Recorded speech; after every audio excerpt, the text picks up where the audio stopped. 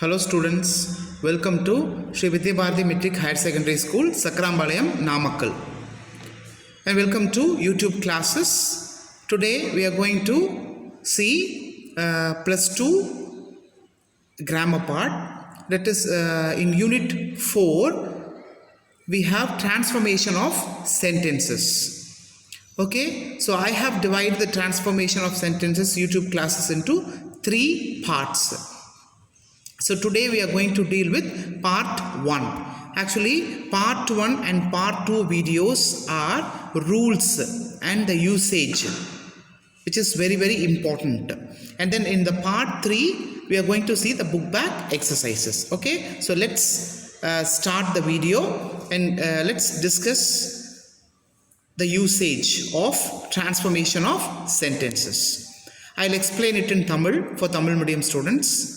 So just you watch the video clearly.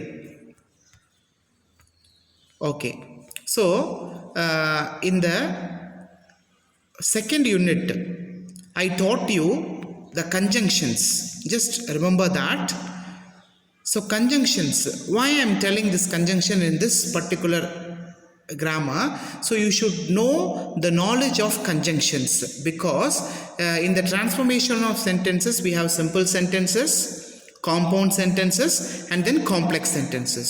Okay, so compound sentences you should have the coordinating conjunctions or correlative conjunctions, and for complex sentences you should have the subordinate conjunctions. So that is very important. So before going to that, we should know the conjunctions. So already I taught it in the second unit. So once again just recollect all sort of conjunctions and we'll step into the rules. Okay, let's come to the video. Conjunctions. So what is conjunction? So conjunction abhinna, it's nothing but connecting words. Okay, a conjunction is a word that joins together phrases, clauses or sentences. Okay, so இன்னைக்கு நம்மளோட வீடியோவில் பார்க்க போகிறது நம்ம என்ன அப்படின்னா, இது மெயினாக வந்து ஃப்ரேஸ்னா என்ன, கிளாஸ்னா என்ன, என்னெல்லாம் கன்ஜங்ஷன்ஸு இதுதான் நம்ம பார்க்க போகிறோம். ஓகே, ஸோ ஃபஸ்ட்டு வந்து கோஆர்டினேட்டிங் கன்ஜங்ஷன். ஸோ கோஆர்டினேட்டிங் கன்ஜங்ஷன்ஸ்னால் நம்ம ஏற்கனவே சொன்ன மாதிரி என்னது, கோஆர்டினேட்டிங் கன்ஜங்ஷன் அப்படின்னா ஒரு 2 மெயின் கிளாஸை ஒரு கோஆர்டினேட்டிங் கன்ஜங்ஷன் அல்லது கோரிலேட்டிவ் கன்ஜங்ஷன் வந்து என்ன பண்ணுவோம் அப்படின்னா லிங்க் பண்ணிவிடும், அதை ஜாயின் பண்ணிவிடும். ஸோ அதுதான் அதுக்கு பேரே என்ன வந்திருக்கு பாருங்கள், கோஆர்டினேட்டிங் கன்ஜங்ஷன். ஓகே, அதில் இப்போ நம்ம நிறைய அன்றைக்கி பிரித்தோம், கியூமுலேட்டிவ், சாய்ஸு, கான்ட்ராஸ்ட்டு, கான்சிக்வன்ஸ். ஆனால் எல்லாம் ஒன்று தான். அது எதுக்குன்னா உனக்கு கரெக்டாக ஒரு நாலேஜ் அதை பற்றி கிடைக்கணும். கியூமுலேட்டிவ்னா என்ன, இப்போ கியூமுலேட்டிவாக சொல்லக்குள்ள என்ன கன்ஜங்ஷன் யூஸ் பண்ணணும். ஓகே, சாய்ஸாக சொல்லக்குள்ள எப்படி சொல்லுவோம், கண்டிப்பாக சாய்ஸ் அப்படின்னா என்ன கன்ஜங்ஷன்ஸ் யூஸ் ஆகும், ஆர், ஆரல்ஸ், அதர்வைஸ், இந்த மாதிரி. அதே கான்ட்ராஸ்ட் ஐடியாவாக இருந்துச்சுன்னா நம்ம என்ன பண்ணுவோம், பட், எட்டு, ஸ்டில். அது என்ன கான்ட்ராஸ்ட் ஐடியா அப்படின்னா இருந்தும் இருப்பினும் அப்படின்னு நம்ம சொல்கிறோம் தமிழில். ஓகே, நல்லா தான் படித்தான் ஆனால் அவனால் பாஸ் பண்ண முடியல, அப்போ இதெல்லாம் கான்ட்ராஸ்ட் ஐடியாஸ். அதே கான்சிக்வன்ஸ், என்ன விளைவுகள் அப்படின்னு சொல்கிறோமா இல்லையா. So and so, therefore, கான்சிக். அப்போ பாருங்கள் ஒவ்வொன்றுக்கும் ஒவ்வொரு கன்ஜங்ஷன்ஸ்க்கும் ஒரு அழகான மீனிங் இருக்குது. ஸோ அதை வந்து நீங்கள் ஃபஸ்ட்டு தெளிவுபடுத்திக்கணும். ஓகேவா. ஸோ இங்கே பாருங்கள், அடுத்தது சபார்டினேட் கன்ஜங்ஷன். நம்ம இப்போ சொன்ன மாதிரி கோஆர்டினேட்டிங் கன்ஜங்ஷன் எதுக்கு யூஸ் ஆகுது, காம்பவுண்ட் சென்டென்ஸ்க்கு. அதுமாரி சபார்டினேட் கன்ஜங்ஷன் எதுக்கு யூஸ் ஆகுதுன்னா காம்ப்ளெக்ஸ் சென்டென்சஸ்க்கு. ஓகேவா. ஸோ பாருங்கள், ஸோ இதை நான் ஏற்கனவே உங்களுக்கு வந்து 11th ஸ்டாண்டர்ட்லேயே I taught you and I have given the name. So coordinating conjunctions I have given the name as fan boys.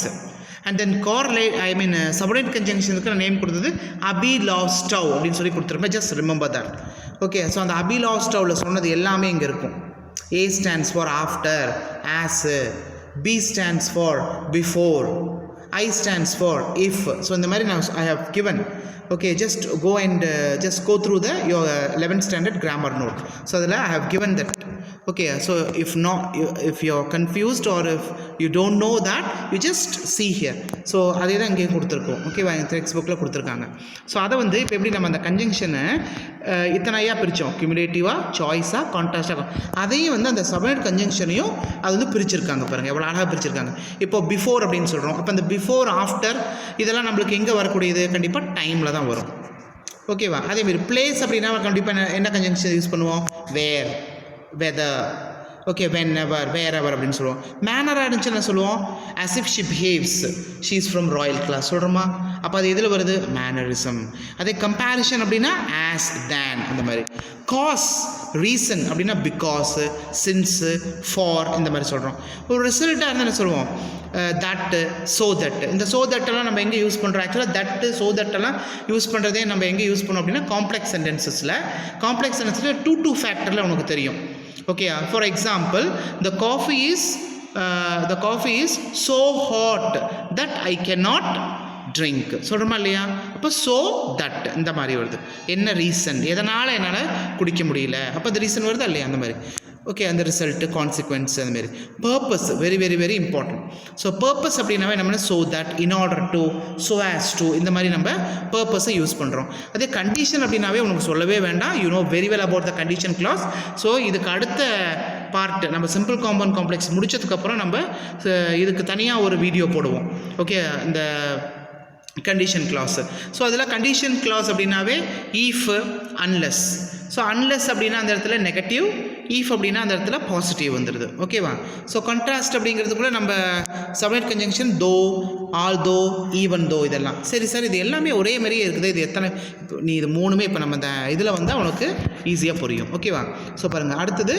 So நான் வச்சுக்கோங்க கோஆர்டினேட்டிவ் கன்ஜங்ஷன்ஸ் அப்படிங்கிறது 2 மெயின் கிளாஸை ஆட் பண்ண லிங்க் கொடுக்கக்கூடியது தான் coordinating conjunction or correlative conjunction.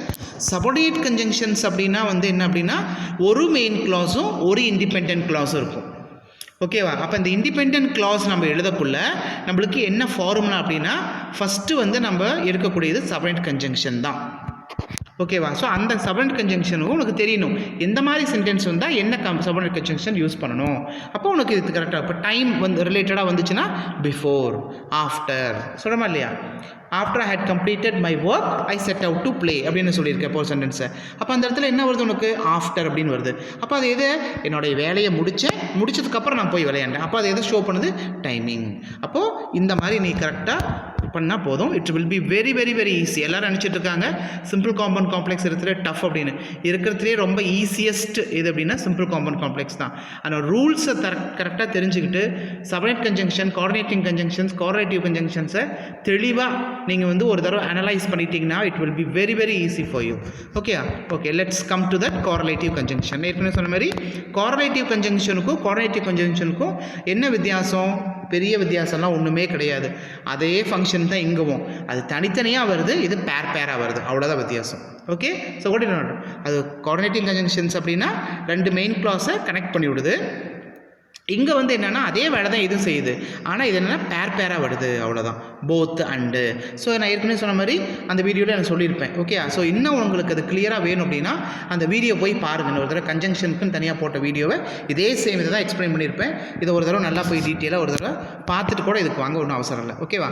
Next பாருங்கள், அதேமாதிரி இதெல்லாம் ரொம்ப ரொம்ப இம்பார்ட்டன்ட்டு. ஏன்னா நம்ம ஒவ்வொரு கிராமர் ரூல்ஸுமே நம்மளுக்கு எரர் ஸ்பாட் ரொம்ப ரொம்ப இம்பார்ட்டன்ட். அப்போ போத்தை வச்சு வேறு கொடுத்துருப்போம் எரர் ஸ்பாட்டில். அப்போ நம்ம ஞாபகம் வரும், ஓ இல்லை நம்ம கோஆர்டினேட்டிவ் கன்ஜங்ஷனில் போத் அப்படின்னா அதுக்கு அட்ஜாயினிங்காக வரக்கூடிய கன்ஜங்ஷன் அண்டு தான். எய்தர் அப்படின்னா ஆர் தான், நெய்தர்னா நார் தான், வெதர்னா ஆர் தான், பட் ஆல்சோ நாட் ஒன்லி, இதெல்லாம் இது ஒரு ரூல். இது சச்சு தட் தான் வரணும். ஓகே. ஸ்கேர்ஸ்லி, வென், நோ சூண்டர்னா தேன் தான் வரணும். As, so that, rather then. So இதெல்லாம் ஒரு ரூல்ஸ். ஸோ இது கண்டிப்பாக வரணும். ஓகே. ஸோ இங்கேயும் பாருங்கள் நம்மளுக்கு டெக்ஸ்ட் புக்கில் அழகாக கொடுத்துருக்காங்க அந்த என்னெல்லாம் கனெக்டிவ்ஸ் யூஸ் பண்ணணும் அப்படின்ட்டு. அதுவும் பாருங்கள் நேமோடு கொடுத்துருக்காங்க. Adding connectives, sequence connectives, conditional, comparative, contrast, cause and effect, qualifying connectives, illustrating connectives, place connective, temporal connectives, emphasizing connectives. Okay. So இந்த மாதிரி நீங்கள் தெளிவாக இதை பார்த்துக்கணும். ஓகேவா. ஓகே. இப்போ வாங்க. So first and the foremost thing is you should know what is phrase and what is clause. அது ரொம்ப ரொம்ப ரொம்ப இம்பார்ட்டண்ட். ஸோ phrase அப்படின்னாவே you know very well that doesn't give a proper meaning. phrase அப்படிங்கிறது என்னது, மீனிங்கை கொடுக்காது. ஓகேவா. ஆனால் clause அப்படிங்கிறது மீனிங்கை தரக்கூடியது. சரி, எப்படி சார் clauseன்னு நம்ம கண்டுபிடிக்கிறது அப்படின்னா, இப்போ phrase அப்படின்னா மீனிங் தராது சார், அது வந்து ஃபுல் ஃப்ளெஜ்டாக இருக்காது அப்படின்னு சொன்னீங்க, ஓகே கண்டுபிடிச்சிடலாம். ஆனால் clause எப்படி கண்டுபிடிக்கிறதுனா ஒன்றுமே இல்லை, இது ரொம்ப ரொம்ப ஈஸி. என்ன அப்படின்னா clause அப்படிங்கிறது இப்போ சென்டென்ஸ் பேட்டர்ன் எல்லாத்துக்குமே ரொம்ப ரொம்ப தெரியும். ஓகே, அப்போ சென்டென்ஸ் பேட்டர்ன் நம்மளுக்கு என்ன, சப்ஜெக்ட், வேர்பு, ஆப்ஜெக்ட். அப்போ ஒரு சப்ஜெக்ட், வேர்பு, ஆப்ஜெக்ட் இருந்துச்சுன்னா கண்டிப்பாக நம்ம அதை என்னன்னு சொல்லுவோம், ஒரு ஃபுல்ஃபில்டான சென்டென்ஸ். அப்படி தானே, ஒரு ஃபுல்ஃபில் சென்டென்ஸ்க்கு கண்டிப்பாக ஒரு சப்ஜெக்ட் இருக்கணும், ஒரு ஆப்ஜெக்ட் இருக்கணும், ஒரு சப்ஜெக்ட் இருக்கணும், ஒரு வேர்ப் இருக்கணும், ஒரு ஆப்ஜெக்ட் இருக்கணும். ஓகேவா? ஸோ அதை தான் நம்ம clause அப்படின்னு சொல்கிறோம். ஓகே, பாருங்கள், phrase is a group of words without a finite verb. அதில் கண்டிப்பாக என்ன இருக்காது, finite verb இருக்காது. ஓகேயா? இது எப்படின்னா, an intelligent boy, யார் தெரியாது. a costly pen, யார் எங்கே எப்போ என்ன காஸ்ட்லி பென் தெரியாது. an interesting story, எது இன்ட்ரெஸ்டிங் ஸ்டோரி எதுவுமே சொல்லலை. அப்போ the above group of words are known as phrases. it doesn't contain a finite verb. நல்லா புரிஞ்சுக்கோங்க. ஓகே, அதே clause அப்படின்னா a clause is a group of words which consist of a finite verb. எப்படி, a boy who is intelligent, a pen which is costly, a story which is interesting. The groups of words given above are clauses. ஓகேவா? So இதான் நம்ம classes அப்படின்னு சொல்கிறோம். நான் வச்சுக்கோங்க, ஒரு subject, ஒரு வேர்ப், ஒரு ஆப்ஜெக்ட் இருந்துச்சுன்னா ஃபுல்ஃபில் ஆகிடும். அதான் நம்ம கிளாஸ் அப்படின்னு சொல்கிறோம். ஓகேவா? சரி, இப்போ let's come to the rules. So this is the first rule, most important rules. Okay, so first rule அப்படின்னா ஃபர்ஸ்ட் என்ன அப்படின்னா நெகட்டிவ் ஆர் கான்ட்ராஸ்ட் ஐடியாஸ். அது என்ன நெகட்டிவ் ஆர் கான்ட்ராஸ்ட்னா இருந்தும் இருப்பினும் நான் வச்சுக்கோங்க. தமிழ் மீடியம் ஸ்டூடெண்ட்ஸ் நான் வச்சுக்கோங்க, இருந்தும் இருப்பினும் அப்படின்னு எங்கெல்லாம் உனக்கு அந்த கொஷினில் அந்த தாட் வருதோ அது negative R contrast.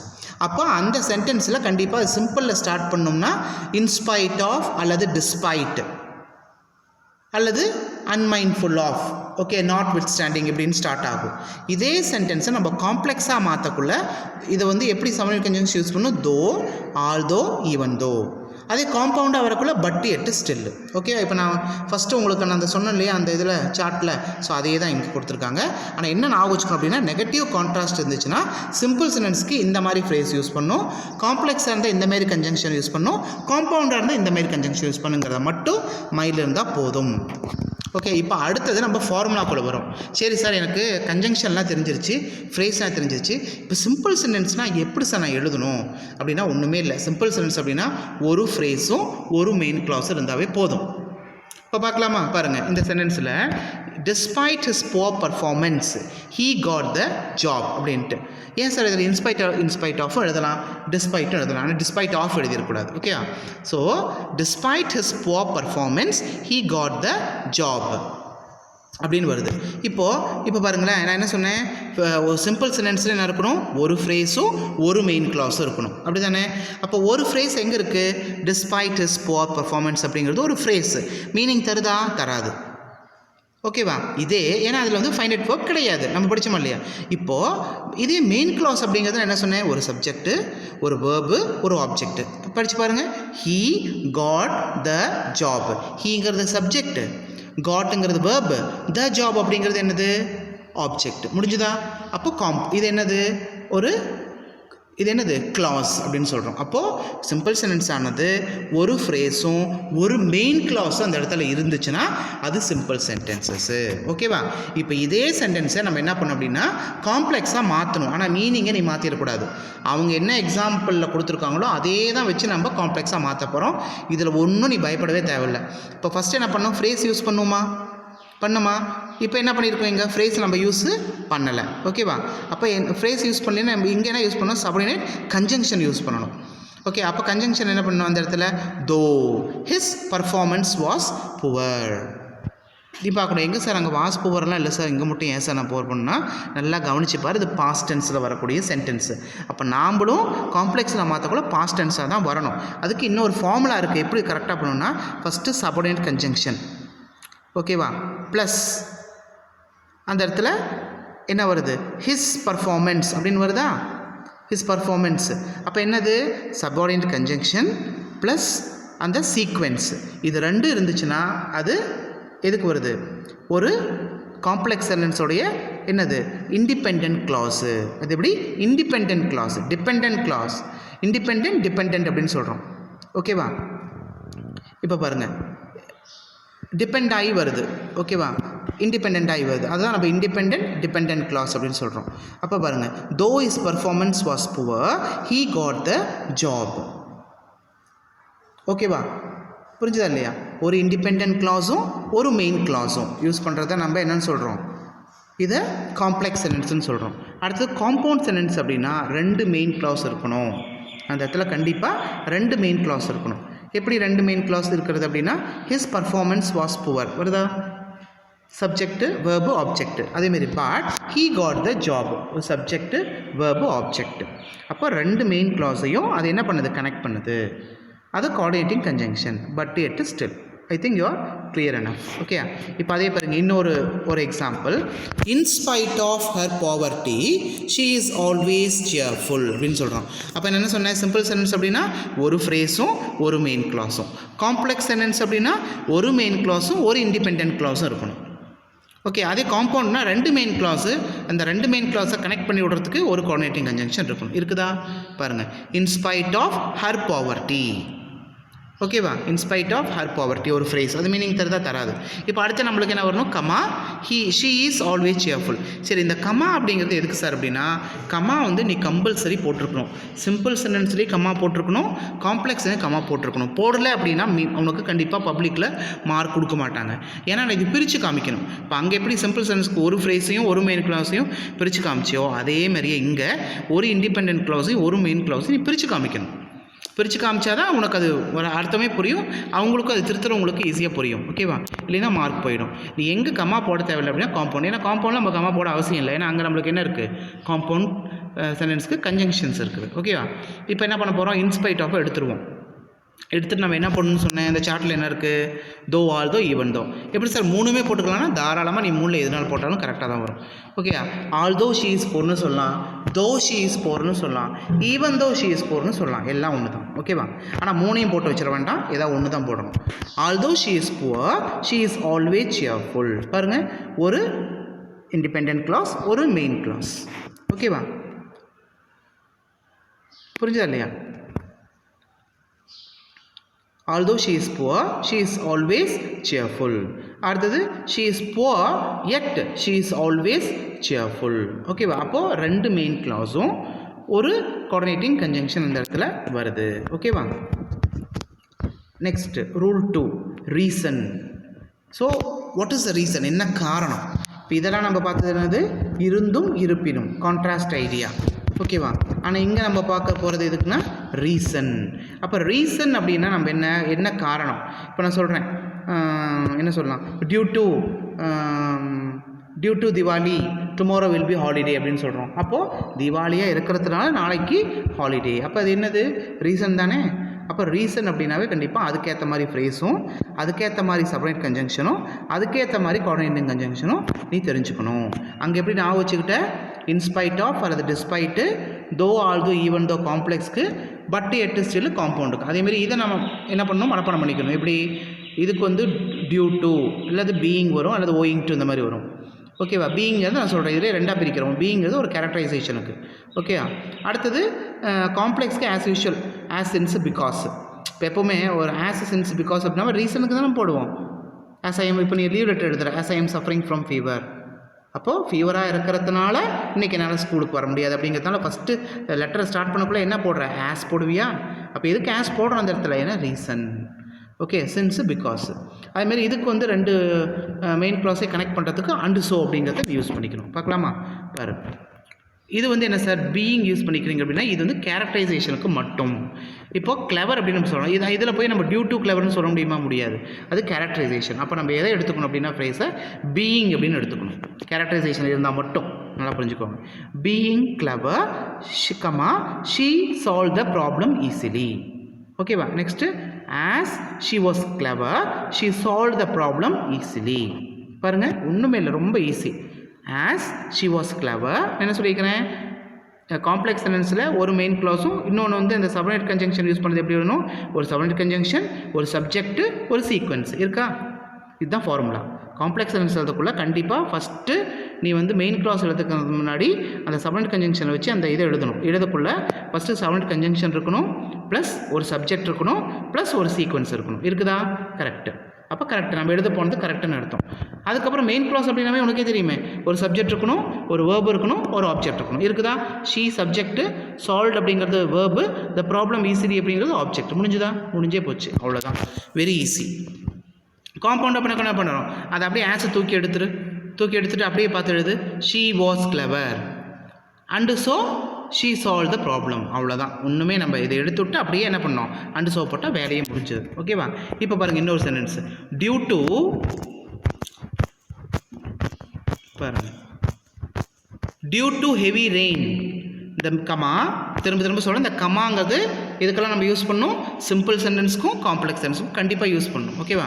Due to heavy rain the meeting was postponed. As it rained heavily the meeting was postponed. It rained heavily and so the meeting was postponed. பார்த்தீங்களா எவ்வளோ அழகாக எழுதியிருக்காங்க பாரு. நான் சொன்ன மாதிரி காம்ப்ளெக்ஸ் சென்டென்ஸ்க்கு ஒரு சப்ஆர்டினேட் கன்ஜங்ஷன், ஒரு சப்ஜெக்ட்டு, ஒரு சீக்வன்ஸ். சீக்வன்ஸ் என்ன? ஹெவி ரெயின், அதான் சீக்வன்ஸு. அவ்வளோதான். அதுமாரி அங்கே the meeting subject, was verb, postponed object. முடிஞ்சு போச்சா? அவ்வளோதான். Very simple. அதுமாதிரி காம்பவுண்ட் அவர்கள் என்ன பண்ணுவோம், ஆஸ் எடுத்து விட்டுட்டு இட் ரெயின்ட் ஹெவிலின்னு எழுது, அந்த பக்கம் த மீனிங் வாஸ் போஸ்ட், நடுவில் என்ன பண்ணணும், அண்டு ஸோ. முடிஞ்சது. அடுத்தது டைமிங். ஓகேவா? டைமிங் ரொம்ப ரொம்ப இம்பார்ட்டன்ட். ஓகே, டைமிங்கில் நான் முதல்ல சொன்னேன்னா என்ன கன்ஜங்ஷன் வந்தது, when, as soon as, no sooner, after, பிஃபோரெல்லாம் வந்துச்சா இல்லையா, அதெல்லாம் டைமிங். ஓகேவா? ஆனால் என்னென்னா அதுக்கு டூ பாஸ்ட் ஆக்ஷன் நம்ம உங்களுக்கு புரியறதுக்காக கொடுத்துருப்போம். ஓகே பாரு. சரி, இப்போ டைமிங்கில் நம்ம கண்டிப்பாக என்ன ஃப்ரேஸ் யூஸ் பண்ணால், on plus verb plus I N G. Just note it down. On plus verb plus I N G. On seeing the stranger the dog barked. Okay, காம்ப்ளெக்ஸாக இருக்குல்ல. As, so, as or when. Okay, as soon as அதை mark பண்ணிக்கோங்க. as soon as the dog saw the tigerன்னு எழுதலாம். Okay, when the dog saw the strangerன்னு எழுதலாம். எல்லாம் ஒன்று தான். ஓகேவா? புரிஞ்சுதா இல்லையா? So as soon as the dog saw the stranger, it barked. அவ்வளோதான். இதே காம்பவுண்டாக எழுதக்குள்ள நம்ம என்ன பண்ணோம், the dog saw the stranger, subject, verb, object, and at once it barked. முடிஞ்சுதா? and at once it barked. சரி, and at once தான் எழுதணும் அப்படின்னா and at once எழுதலாம், immediately எழுதலாம். ஓகேவா? Next simple. அடுத்தது பாருங்கள், simple sentence. On plus verb plus I N G. On reaching home Radha started cooking. சரியா? இப்போது அடுத்த காம்ப்ளெக்ஸாக எழுதக்குள்ள நம்ம என்ன பண்ணோம், ஒரு சபார்டினேட் கன்ஜங்ஷன், ஒரு சப்ஜெக்ட், ஒரு சீக்வென்ஸ். நல்லா நான் வச்சுக்கோங்க. ஒரு சபார்டினேட் கன்ஜங்ஷன், ஒரு சப்ஜெக்ட், ஒரு சீக்வென்ஸ். அது இண்டிபெண்டன்ட் கிளாஸ். அடுத்த மெயின் கிளாஸ் என்ன சொல்லுவோம், subject, verb, object. She started cooking. முடிஞ்சு போச்சா? Next, Radha reached home and at once she started cooking. And at once, and immediately, இதை யூஸ் பண்ணணும். ஓகேவா? Next, two past action. இது ரொம்ப ரொம்ப ரொம்ப இம்பார்ட்டன்ட். டூ பாஸ்ட் ஆக்ஷன் அப்படின்னாவே உங்களுக்கு நல்லாவே தெரியும் அது எங்கே வரும், பாஸ்ட் பர்ஃபெக்ட். ஓகேவா? அதே தான் இது. இதை நம்ம ஒரு ஃப்ரேஸாக, ஒரு காம்ப்ளெக்ஸ் சென்டென்ஸாக, அடுத்தது ஒரு காம்பவுண்ட் சென்டென்ஸாக எழுத போகிறோம். இப்படி having posted the letter I return home. ஒரு ஃப்ரேஸும் ஒரு மெயின் கிளாஸும். அதை நம்ம என்னென்னு சொல்லுவோம், சிம்பிள் சென்டென்சஸ். ஓகேவா? இப்போ பாருங்கள், அடுத்தது காம்ப்ளெக்ஸ் சென்டென்ஸ். திரும்ப என்ன சொல்கிறேன், ஒரு சபார்டினேட் கன்ஜங்ஷன், ஒரு சப்ஜெக்ட், ஒரு சீக்வென்ஸ். இருக்குதா? After I had posted the letter he return home. அவ்வளோதான், முடிஞ்சு போச்சு. Okay, I return home. அதை மாற்றிக்கோங்க கேவை. Next, I posted the letter and then I return home. என்ன பண்ணோம், ஆஃப்டர் தூக்கிவிட்டு ஐ போஸ்டட், ஹேட் போட மாட்டோம். ஏன்னா காம்ப்ளெக்ஸ் சென்டென்ஸ் எழுதக்குள்ள தான் கண்டிப்பாக நம்ம ஹேட் பாருங்கள், அங்கே ஃபார்முலா போட்டிருக்கோம் பாருங்கள். சிம்பிள் சென்டென்ஸ் எழுதக்குள்ள ஹேவிங் ஸ்டார்ட் பண்ணுறோம் அப்படின்னா பாஸ்ட் பார்ட்டிசிபிள் யூஸ் பண்ணிக்கலாம். ஆஃப்டர் யூஸ் பண்ண அப்படின்னா ப்ரெசன்ட் பார்ட்டிசிபிள் யூஸ் பண்ணால் புரிஞ்சுக்கோங்க. அந்த காம்ப்ளெக்ஸ் அந்த சிம்பிள் சென்டென்ஸ் எழுதக்குள்ள நீ வந்து ஹேவிங் வந்து ஸ்டார்ட் பண்ண அப்படின்னா கண்டிப்பாக என்னவாக இருக்கணும், பாஸ்ட் பார்ட்டிசிபிளாக இருக்கணும். அதான் ஹேவிங் போஸ்டட் அப்படின்னு சொல்லிட்டேன். போஸ்டட் அப்படின்னு போட்டேன். ஓகே, அதான் having posted the letter I return home. இதே நீ வந்து காம்ப்ளெக்ஸ் எழுதக்குள்ள என்ன பண்ணணும், after plus subject plus had plus V3. அதான் நம்ம என்ன சொல்லிட்டோம், பர்ஃபெக்ட் அப்படின்னாவே ஹேட் ப்ளஸ் V3 எழுதி ஆகணும். அப்போ என்ன சொல்லியிருக்கிறேன், ஒரு சபார்டினேட் கன்ஜங்ஷன் என்னது, ஆஃப்டர். சப்ஜெக்ட் என்ன, ஐ. அதுக்கப்புறம் சீக்வென்ஸு, அந்த சீக்வன்ஸ்க்கு என்ன பண்ணி பார்த்தா ஹேட் ப்ளஸ் V3 போடணுமா, ஹேடு V3 என்ன போஸ்டட் அவ்வளோதான். After I had posted the letter comma I return home அப்படின்னு அர்த்தம். அதே காம்பவுண்டர் என்ன பண்ணோம், I posted the letter and then I return home அவ்வளோதான். ஓகே, இப்போ இன்னும் நம்ம என்ன பண்ண போகிறோம்னா ஹேவிங்கை வச்சு பார்த்தோம் சிம்பிள் சென்ஸ். இப்போது ஆஃப்டர் வச்சும் எழுதலாமா, ஆஃப்டர் வச்சு கன்ஃபியூஸ் பண்ணிக்காதீங்க. ஆஃப்டருங்கிறது நான் சொல்கிறது, இங்கே நான் ஆஃப்டர் ஐ ஹேட் பண்ணது வந்து இந்த இடத்துல காம்ப்ளெக்ஸ் சென்டென்ஸு. அப்போ காம்ப்ளெக்ஸ் இது சப்ஆர்டினேட் கன்ஜங்ஷனாக யூஸ் பண்ணுறோம், நல்லா புரிஞ்சுக்கோங்க. ஆனால் இதே ஆஃப்டரை இங்கே வச்சு நம்ம எழுதக்குள்ள என்ன பண்ணிக்கிறோம், ஒரு ஃப்ரேஸாக யூஸ் பண்ணிக்கிறோம், அவ்வளோதான். வேறு எதுவும் கன்ஃபியூஸ் பண்ணிக்க வேண்டாம். ஓகேவா? அப்போது ஹேவிங்கை யூஸ் பண்ணினா பாஸ்ட் பார்ட்டிசிபிள் எழுதுனேன். ஆஃப்டராக யூஸ் பண்ண அப்படின்னா ப்ரெசன்ட் பார்ட்டிசிபிளாக தான் எழுதி ஆகணும். என்ன சார் ப்ரெசன்ட் பார்ட்டிசிபிள்னா ஐஎன்ஜி தான், வேறு ஒன்றுமே இல்லை. Okay, simple sentence.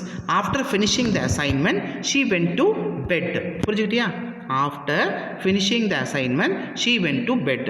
ஆஃப்டர் இப்போ காம்ப்ளெக்ஸ் என்ன சொல்லியிருக்கிறேன், ஒரு சப்ஆர்டினேட் கன்ஜங்ஷன் போட்டலாமா, ஆஃப்டர். நெக்ஸ்ட் என்ன சொல்லியிருக்கேன், சப்ஜெக்ட். என்ன சப்ஜெக்ட் இந்த இடத்துல, ஷீ. ஓகே, அடுத்தது ஹேட் ப்ளஸ் V3 போடணுமா, ஹேட் ஃபினிஷ்ட். அப்போ after she had finished the assignment comma she went to bed. ஏற்கனவே ஒரு எக்ஸாம்பிள் என்ன சொன்னேன், after had written my sorry sir இதே இருக்கட்டும். After she had finished the assignment she went to bed, அந்த மாதிரி. ஓகேவா? Next compound, she finished the assignment and then she went to bed, அவ்வளோதான். Okay, next condition. ரொம்ப ரொம்ப ரொம்ப important. இதை கண்டிஷன் நான் பாசிட்டிவாகவும் நெகட்டிவாகவும் பிரிச்சிருக்கிறேன். பாசிட்டிவ் அப்படின்னா என்ன சொல்ல மாதிரி இஃப் யூஸ் பண்ண காம்ப்ளெக்ஸ் சென்ஸ்க்கு, நெகட்டிவாக இருந்தால் அன்லெஸ் யூஸ் பண்ணுங்கள். ஓகேவா? இஃப் நாட் வேண்டாம், அன்லெஸ்ன்னு எழுதினாவே போதும். ஒரு சில ஏன் சார் நெகட்டிவ் தான் இஃப் நாட் போட்டு எழுதலாம், ஆனால் மிஸ்டேக் பண்ணிவிடுவீங்க. அதற்கு ஈஸியஸ்ட் வே வந்து அன்லெஸ்ஸை போட்டு எழுதுறது தான். ஓகேவா? சரி, இப்போ பார்க்கலாம். இப்போ இதுக்கு வந்து என்ன ஃப்ரேஸ் யூஸ் பண்ணணும் அப்படின்னா சிம்பிள் சென்டென்ஸ்க்கு இந்த event of or in case of. ஏன், எனக்கு கண்டிஷன் தானே, அப்போ கண்டிஷனாக அதுக்கேற்ற மாதிரி தான் ஃப்ரேஸ் யூஸ் பண்ணணும். இந்த event of your working hard. சரி, இதுக்கு ஒரு சில பேர் டவுட் இருக்கும், எப்படி சார் இப்போ காம்பவுண்ட் அப்படின்னா நம்மளுக்கு ஈஸியாக 2 மெயின் க்ளாஸை போட்டு உள்ளே ஒரு கார்டினேஷன் கன்ஜங்ஷன் போட்டால் எழுதிப்படுறேன். காம்ப்ளெக்ஸே எனக்கு புரிஞ்சிருச்சு, ஒரு சப்ஆர்டினேட் கன்ஜங்ஷனும் ஒரு சப்ஜெக்ட்டும் ஒரு சீக்வன்ஸும் போட்டால் அது முடிஞ்சது சார், மெயின் க்ளாஸ் அதை எழுதிப்படுவேன். சரி சார், சிம்பிள் சென்டென்ஸ் எழுத கூட நான் எப்படி சார் பண்ணுறது, ஒரு ஃப்ரேஸுங்கிறீங்க, அது எப்படி நான் அமைக்கிறது அப்படின்னா ஒன்றுமே இல்லை. ஒரு ஃப்ரேஸ்னால் இதுக்கு உண்டான என்ன ஃப்ரேஸு, இந்த கண்டிஷனுக்கு பாசிட்டிவ்க்கு என்ன ஃப்ரேஸு, இந்த ஈவெண்ட் ஆஃப் எழுதிக்கிட்டியா, முடிஞ்சது. அடுத்தது பொசசிவ் ஃபார்ம். பொசசிவ் ஃபார்ம்னா அந்த இடத்துல பாரு யோர் அப்படின்னு வருதா. ஓகே, இந்த event of your working hard. Okay, உன்னோடைய ஹார்ட் ஒர்க்கிங் இருந்தால் மட்டுமே உன்னால் அதை சக்ஸஸ் பண்ண முடியும், அவ்வளோதான். அப்போ உன்னோடைய அப்படின்னு கூட நம்ம என்ன பொசசிவ் ஃபார்ம் போடணும், அந்த இடத்துல யூங்கிறது யோராக மாறிடணும். ஓகே, அப்போ இந்த event of your working hard you will score very good marks. Next complex sentence வந்து if you work hard you will score very good marks. Okay, இது நம்ம ஏற்கனவே இஃப் க்ளாஸில் படிக்கிறது தான். ஒரு ப்ரெசென்ட் வந்துச்சுன்னா ஒரு பக்கம் ஃபியூச்சர் வரும். If you work hard you will score very good marks. Compound இருந்தால் work hard and you will score. ஏன் சார் இந்த இடத்துல யூ போடவே இல்லை, ஒரே தானே சொல்ல போகிறோம், ஒரே சப்ஜெக்ட் தான் 2 பக்கம் வரப்போகுது, அதனால் தேவையில்லை. அதனால் work hard and you will ஸ்கோர்னு போட்டாவே போதும். இல்லை சார் நான் முன்னாடி அதை போட்டு தான் எழுதணும், தப்பு கிடையாது. ஓகேவா? நெக்ஸ்ட்டு இன்னொரு சென்ஸ் பாருங்கள். In case of your walking fast you will reach the station in time. If you walk fast, you will reach the station in time. Walk fast and you will reach the station in time. Okay va? Next, unless. இப்போ condition negative பார்க்க போகிறோம். இப்போது நிறைய பேருக்கு ஒரு சந்தேகம் இருக்கும், sir அன்லெஸ்ஸில் வந்தால் 99.9% வந்து நெகட்டிவில் தான் சார் வரும் அப்படின்னா, எஸ் கரெக்ட். ஆனால் அதே சமயத்தில் அன்லெஸ் ஒரு சில கொஷின்ஸ் வந்து முடியக்குள்ளே நெகட்டிவாக முடியாது. ஓகே, இப்போ for example unless you work heart, நீ ஹார்ட் ஒர்க் பண்ணலை அப்படின்னா யூ வில் ஃபெயில் தான் சொல்லுவியா, இல்லை யூ வில் நாட் ஃபெயில்னு சொல்லுவியா? நீ ஹார்ட் ஒர்க் பண்ணால் ஃபெயில் ஆகிடுவேன் அப்படி தான் சொல்லுவோம். ஆனால் அன்லெஸ்ஸில் வரக்கூடிய சென்டென்ஸ் எல்லாமே நெகட்டிவில் தான் போய் முடியணும். ஆனால் இந்த மாதிரி ஒரு சில சென்டென்ஸில் நெகட்டிவாக வந்து முடிஞ்சு ஸ்டார்ட் பண்ணக்குள்ள பின்னாடி நீ நெகட்டிவாக போட்டீங்கன்னா மீனிங் மாறிடும், தப்பாயிடும். Okay, so unless you work hard சொல்கிறோம். ஓகேவா? You will suffer. பாருங்கள், அன்லெஸ் யூ ஹெல்ப் ஹிம். இப்போது அந்த இடத்துல பாருங்கள், அண்ட் பாருங்கள் ஃபஸ்ட்டு செகண்ட் சென்டென்ஸை பார்ப்போம். In case of your not helping him. நான் சொன்ன மாதிரி நான் வச்சுக்கோங்க, சிம்பிள் சென்டென்ஸ் என்ன பண்ணணும், ஒரு ஃப்ரேஸு, ஒரு பொசசிவ் ஃபார்மு, ஒரு சீக்வென்ஸ், அவ்வளோதான், முடிஞ்சா. பாருங்கள், in case of your not helping him comma he will suffer a lot அப்படின்னு சொல்லிட்டோம். இது சிம்பிள். காம்ப்ளெக்ஸாக கூட நம்ம என்னன்னா அன்லெஸ் யூஸ் பண்ணணும்னு சொல்லியிருக்கிறேன். இப்போ unless you help him he will not சஃபர்னு எழுதுனா என்ன ஆயிடும், மீனிங் மாறிடும், தப்பு. அப்போ நம்ம என்ன பண்ணணும், அன்லெஸ் யூ ஹெல்ப் ஹிம், நீ மட்டும் அவனுக்கு ஹெல்ப் பண்ணாமல் இருந்தீங்கன்னா அவன் ரொம்ப சஃபர் ஆயிருப்பான்னு தான் சொல்லுவோம், ஆயிருக்க மாட்டான் அப்படின்னு நம்ம சொல்ல மாட்டோம். ஓகேவா? You must help him, otherwise he will suffer a lot. நீ கண்டிப்பாக ஹெல்ப் பண்ணணும், இல்லைன்னா அவன் ரொம்ப சஃபர் ஆயிடுவான். அடுத்தது இருக்கிறதுலே ரொம்ப ஈஸி, எனக்கு ரொம்ப இந்த ஃபேக்டர் ரொம்ப பிடிக்கும். Okay, 2 factor. ஓகேவா? டீச் பண்ணுறதுக்கும் சரி, எனக்கு பர்சனலாகவே இந்த 2 ஃபேக்டர் ரொம்ப பிடிக்கும். பாருங்கள், உங்களுக்கும் ரொம்ப பிடிக்கும் பாருங்கள். இது 2 ஃபேக்டர் அப்படின்னு சொல்லணும். ஓகேவா? அது என்ன சார் 2 ஃபேக்டர்னால் அதே சேம். ஓகேவா? பாருங்கள், 2 ஃபேக்டர் ஒன்றும் இல்லை, எப்போவுமே 2 அப்படின்னு வரணும். எப்படின்னா ஒரு பக்கம் 2 இருந்துச்சுன்னா அடுத்த அதே பக்கம் இன்னொரு 2 வரணும். காம்ப்ளெக்ஸாக எழுதக்குள்ள ஸோ ஸ்டார்ட் பண்ண அப்படின்னா தட்டால் முடிக்கணும். காம்பவுண்டாக இருந்துச்சுன்னா அண்டு ஸோ வச்சு முடிக்கணும். எப்படி பார்க்கலாமா? த சம் இஸ், இதுக்கு என்ன ஃபார்முலா அப்படின்னா இங்கே பாருங்கள், ஏற்கனவே கொடுத்தது தான். 2 ப்ளஸ் இன்ஃபினிட்டிவ் ஸோ தட்டு காம்ப்ளெக்ஸ்க்கு, அதுக்கப்புறம் இங்கே வெரி அண்டு ஸோ போடணும். ஓகே, நான் வச்சுக்கோங்க. பார்க்கலாமா? பாருங்கள், த sum is two difficult for me to understand. பாருங்கள், 2 வந்துச்சு, அண்டர்லைன் பண்ணிக்கோங்க. அடுத்தது இப்போ 2 எடுத்துகிட்டு நம்ம என்ன பண்ணோம், காம்ப்ளெக்ஸ்க்கு ஸோவும் தட்டும் போட்டால் வேலை முடிஞ்சது. த சம் இஸ் ஸோ டிஃபிகல்ட். பாருங்கள், அந்த 2 இருக்கிற இடத்துல ஸோ போட்டேன். ஓகே, ஃபார் இருக்கிற இடத்துல தட்டு போட்டேன், அவ்வளோதான். த sum is so difficult that I cannot understand. ஏன்னா காம்ப்ளெக்ஸ் இருக்குது இல்லையா, அப்போ கண்டிப்பாக நம்ம என்ன பண்ணணும், தட்டு போட்டே ஆகணும். அடுத்தது the sum is very difficult and so I cannot understand it. அவ்வளோதான், முடிஞ்சு போச்சு. இது பாருங்கள், இப்போ இது பாருங்கள், the coffee is too hot for me to drink. The coffee is so hot that I cannot drink. The coffee is very hot and so cannot drink. முடிஞ்சுதா? அடுத்தது பர்பஸ். இதுவும் அதுவும் ஒரே தான், ஆனால் அது காரணமாக வருது, அவ்வளோதான். நல்லா வச்சுக்கோங்க. ஒரு சில பேர் ரீசனுக்கும் பர்பஸ்க்கும் கன்ஃபியூஸ் பண்ணிக்குவீங்க. ரீசன் வேறு, பர்பஸ் வேறு. ஓகே, ரீசன்னா காரணம், பர்பஸ்னால் நோக்கம். நல்லா புரிஞ்சுக்கோங்க. இது நோக்கத்தை அது வந்து காரணம். அதுக்கும் இதுக்கும் கன்ஃபியூஸ் பண்ணிக்க வேண்டாம். ஓகே, அதுக்கு ஃப்ரேஸ் வேறு, இதுக்கு ஃப்ரேஸ் வேறு. அதுக்கு காம்ப்ளெக்ஸ் சென்டென்ஸில் யூஸ் பண்ணக்கூடிய கன்ஜங்ஷன்ஸ் வேறு, இதுக்கு வேறு. அதுக்கு காம்பவுண்ட் வேறு, இதுக்கு காம்பவுண்ட் கன்ஜங்ஷன் வேறு. பாருங்கள், இப்போ அடுத்தது I work hard in order to become a successful business man. எதுக்காக ஹார்ட் ஒர்க் பண்ணோம்? நல்ல சக்ஸஸ்ஃபுல் பிஸ்னஸ் மேனாக ஆகிறதுக்காக. I work hard so that I can become a successful business man. ஓகேவா? இப்போ பாருங்கள், இன் ஆர்டர் டு எடுத்துகிட்டு நம்ம என்ன பண்ணி, இன் ஆர்டர் டு அப்படிங்கிறது வந்து இந்த பக்கம் ஃப்ரேஸாக இருக்குது. ஏன் சார் இப்போ கேட்கலாம், என்ன சார் எப்போவுமே ஃப்ரேஸ்லாம் முன்னாடி தான் போடுவீங்க, இப்போ உள்ளுக்குள்ளே போடுறீங்க, எப்படினாலும் போடலாம், தப்பு கிடையாது. ஓகே, இந்த சென்டென்ஸ்க்கு இப்படி தான் போட்டால் கரெக்டாக வரும். Okay, I work hard so that, அவ்வளோதான். I work hard so that I can become a successful business man. Compound இருந்தால் I work hard and so I can become a successful business man. Next அடுத்து பாருங்கள், he runs 3 miles. நோக்கம் என்னது? அவனோட வெயிட்டை குறைக்கணும். அப்போ 3 மைல் ஓடணும். He runs 3 miles daily so as to reduces waste. ஒன்றா இன் ஆர்டர் டு போடலாம், இல்லை he runs 3 miles in order to reduce his weightனு போடலாம், தப்பு கிடையாது. எல்லாம் ஒன்று தான், நீங்கள் அதில் கன்ஃபியூஸ் ஆகிட வேண்டாம். he runs 3 miles daily so that he can reduce his weight. he runs 3 miles daily and so he can reduce his weight. Got it? புரிஞ்சுதா? Okay, hope you understand it better. Okay, I will catch you in the next video. Second part மறந்துடாதீங்க. Second பார்ட்டில் நம்ம அடுத்த 8 rule, டோட்டலாக we have 17 rules I have given. அடுத்த ஒரு 9 rules நம்ம அதில் பார்க்கணும். ஓகேவா? இப்போ 8 வரைக்கும் பார்த்துருக்கோம். அடுத்தது 9 to 17 ரூல்ஸ் நம்ம அடுத்த வீடியோவில் பார்க்கணும். அதுக்கு அடுத்த தேர்ட் பார்ட்டில் தான் நம்ம புக் பேக் எக்ஸசைஸை பார்க்க போகிறோம். Thank you students. presented by N. Ramesh Kumar, HOD, Department of English, Sri Vidya Bharati Metric Higher Secondary School, Sakarambalayam, Namakkal.